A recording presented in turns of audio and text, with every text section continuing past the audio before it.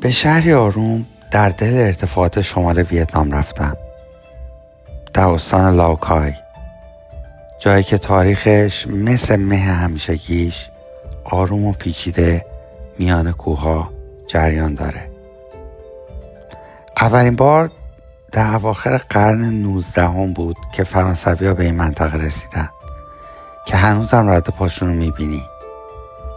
اونا از زیبایی کوهستان، هوای خنک و چشم‌اندازهای منطقه متحیر شدن و نام ساپا رو به این ناحیه گذاشتن. بعدها اونو به یک اقامتگاه ییلاقی تبدیل کردن که الانم کم و بیش همینطوره. اما باید بگم قبل از هر نام و نشونی این کوه‌ها خانه قبایل بومی همونگ، تای، ژائو و دائو بودن که صدها سال با زمین و مه همزیستی و عاشقی کردند. برنزارهای پلکانی ساپا شاهکارهای انسانی هستند. نسل‌های پی در پی شیب‌های تند کوه و به نردبانی سبز تبدیل کردند تا آب بارون در هر پله جاری بشه و زمین در آغوش آسمون زنده بمونه. این تراس‌ها بدون شک امروز یکی از نمادهای تاریخی فرهنگی کل ویتنامه. در ارتفاعات فنزیپن، بلندترین قله هندوچین، ابرها همچون تاریخ این سرزمین در رفت آمدن. بلندترین تلکابین دنیا امروز مسافران رو تا نزدیکی قله میبره. مسیری که قدیما فقط کوهنوردهای حرفه‌ای میتونستن ازش عبور بکنن و متاسفانه به خاطر خرابی تلکابین نشد که فنزیپن رو ببینم و این تنها افسوسم از سفر به ساپاست. ساپا شهریه که گذشته و حال در اون همزمان نفس میکشه. بازارهای سنتی با رنگ‌ها و نقش‌های باستانی، روستاهایی که هر کدوم داستانی از نیاکان خود دارند و طبیعتی که هر روز نقاشی تازه‌ای به آسمون میزنه.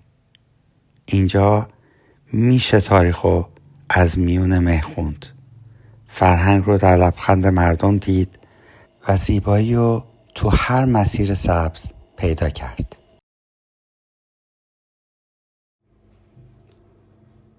سلام دوستان، امیدوارم که حالتون خوب باشه.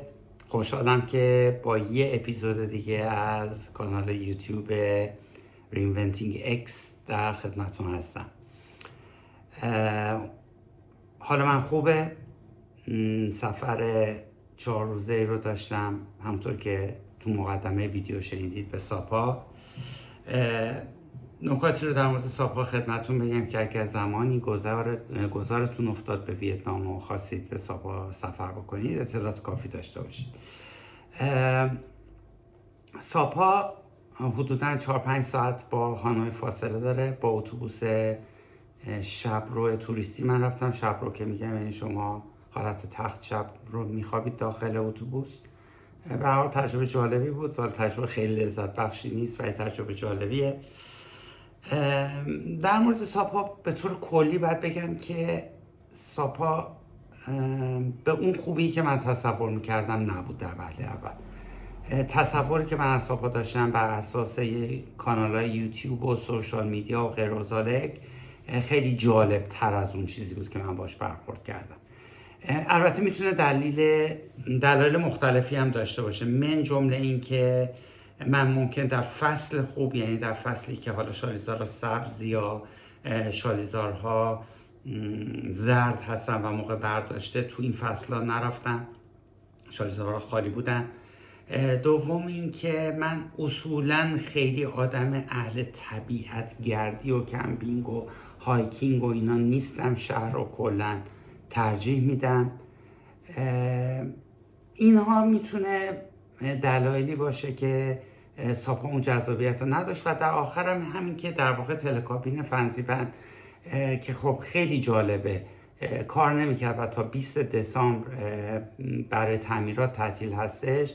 اینکه فنزیپن رو من از دست دادم خب طبیعتاً رو تجربه ساپای من تاثیر گذاشت. علی حال حالا میتونم بگم که میشه سفر ساپا رو سکیپ کرد، نرفت، مشکلی به وجود نمیاد و چیز خیلی ویژه‌ای از دست نمیدید. اما اگر میرید و هایک نمی کنید 2 روز کافیه. یعنی 1 روز رو به روستای کتکت اختصاص بدید و شهر ساپا. روستای کتکت خیلی توریستی و شلوغه ولی بسیار زیباست. یعنی اصلا زیباییش در تصور نمی گنجه، مثل فیلم های تخیلی میمونه. و 1 روز رو هم به تلکابین فنزیپن. ولی اگه اهل هایک کردن هستید خب اون موقع میتونید سفرتون رو 3 یا 4 روز ادامه بدید. قسمت های مختلفی رو میتونید هایک بکنید. از یه لینهو میتونید شروع بکنید تا لاچای و تا تاوان میتونید هایک بکنید. هر قسمت سفر بین 4 ساعت، 5 ساعت، 6 ساعت بستگی به آمادگی بدنیتون و اینکه بخواید چقدر عکاسی یا فیلم برداری بکنید طول میکشه. ولی در نهایت خب 4 روز این سفر هر جوری که انجام بدین جمع میشه. چند تا نکته خیلی خاص ساپا و چند نکته هم در مورد کلیت ویتنام بهتون بگم. یکی این که مردم ساپا واقعا فوق‌العاده‌ان. یعنی فوق‌العادگی و بی‌آزاری مردم هانوی رو در نظر بگیرید، معصومیت رو هم به این اضافه بکنید. مردم ساپا خیلی معصومن. یعنی انقدر معصومن که آدم اصلا نمیدونه باید چیکار بکنه باشون. مهربون و همه جوره میخوان که کمکت بکنن. این از مردمش که واقعا قسمت خیلی خاص سفره. قیمت ها تو ساپا 2 برابر هانویه. 2 برابری که مثلا هتل من تو هانوی 16 دلار بود، تو ساپا 32 دلار بود. قیمت غذا هم همینطور، مثلا از 100,000 ویتنام دون که میشه حدود مثلا 4 دلار به 200,000 افزایش پیدا کرد هزینه غذا. بنابراین کلا میتونید در نظر بگیرید که توی ساپا با احتساب هتل حدودا روزی 70-80 دلار نیاز دارید برای گشت و گذار. یه نکته جالب بهتون بگم، برای من جالب بود، حالا امیدوارم برای شما جالب باشه، و اونم در مورد استارباکس ویتنامه. من اصولا به استارباکس هیچ علاقه ای ندارم و کلا ترجیح میدم هر جایی که میرم از کافی شاپ های کوچیک محلی همونجا استفاده بکنم. در مورد ترکیه هم که شاید من تو 5 سالی که ترکیه بودم 2 بار استارباکس رفتم. هر 2 بارش افتضاح بود قهوه استارباکس و من نصف قهوه‌مو دور انداختم. قهوه ترش کثافت. اما تو ویتنام استارباکس یه داستان دیگه است. یه بار تو هانوی که قدم می‌زدم یه استارباکس دیدم که آدما توش 2 پشته نشسته بودن و با توجه به اینکه قهوه‌ها توی ویتنام فوق‌العاده‌ان، پیش خودم فکر می‌کردم که اصلا چه دلیل داره اینا رفتن استارباکس. من صبح خیلی زود رسیدم ساپا، تنها جایی که باز بود استارباکس بود و در کمال ناباوری استارباکسش فوق‌العاده بود. یعنی نوشیدنی، کیک، تمیزی، سرویس، همه چیز فوق‌العاده. و در نتیجه من 2-3 باری رو به استارباکس ساپا رفتم و واقعا هم لذت بردم. از نظر قیمتی هم 3 برابر قیمت کافی شاپ‌های بیرونه. یعنی یه قهوه هولوش 4 دلاره تو استارباکس، در حالی که بیرون یک و خورده دلاره. این یه تجربه. نکته دیگه در مورد مانی چنجرهای ویتنام توضیح بدم که خیلی جالبه. خب بانک ها پول رو چنج میکنن ولی کن در واقع به یه صورت خاکستری، حالا نه ممنوع و نه خیلی آزاد. مانی چنجرها تو ویتنام زیادن ولی تابلو ندارن.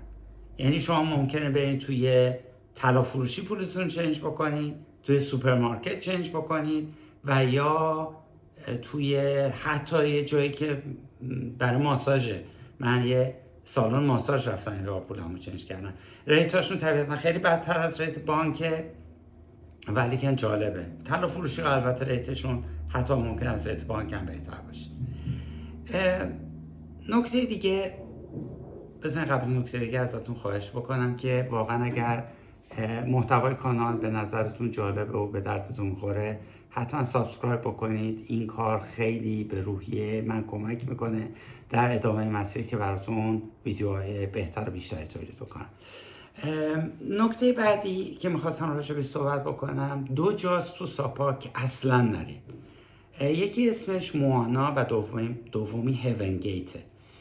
اینا یه مکانهای، یه سری ساختارهای خیلی چیپ فایبرگلاس یا گچی درست کردن که تو اینستاگرام حتما دیدینشون. خیلی به نظر عجیب غریب و زیبا میان و آدم ها صف میکشن که برای سوشال میدیاشون کنار اینا عکس و فیلم بگیرن. واقعا جاهای رقت انگیزیه.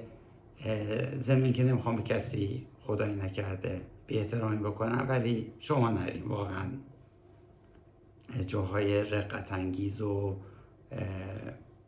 بی هویتی هستند. یعنی تو مکانهایی که این همه جاذبه زیبا و طبیعی و تاریخی وجود داره، رفتن به اینجور جاها یک کمی دور از عقله. و نکته آخر، اگر گذارتون به ساپا افتاد و یک کار خارق‌العاده خاص خواستید انجام بدید، اینم بگم که ساپا مثل هانوی کلی سالن ماساژ داره. ماساژ نیتیو ویتنام نیست، یعنی تو کالچر ویتنام ماساژ وجود نداره. در نتیجه انتظار ماساژهای فوق‌العاده‌ای رو تو ویتنام نداشته باشید. اما یک حموم دارن به نام حمام هربال رداو که مخصوص ساپاست و در واقع یک وان چوبیه که از آب گرم، آب داغ و حدود 30 تا 120 گیاهی که از کوهستان جمع آوری میشه این وان رو پر میکنن و شما توش حدود 15-20 دقیقه قرار میگیرید و در واقع تجربه خیلی خوبی برای ریلکس شدن و کاهش دردهای عضلانی، به خصوص بعد هایکاست. این به عنوان تجربه خاص ساپا من میتونم بهتون به شدت توصیهش بکنم. کل فرایندم 15-20 دقیقه بیشتر طول نمیکشه، ولی واقعا موثر و جالبه. در حال حاضر تو نیمبین هستم. نیمبین فوق‌العاده است، خیلی جالبه. تو اپیزود بعدی از نیمبین براتون میگم. امیدوارم که حال دلتون تا اون زمان و همیشه خوب باشه. به خدا میسپرمتون. بدرود.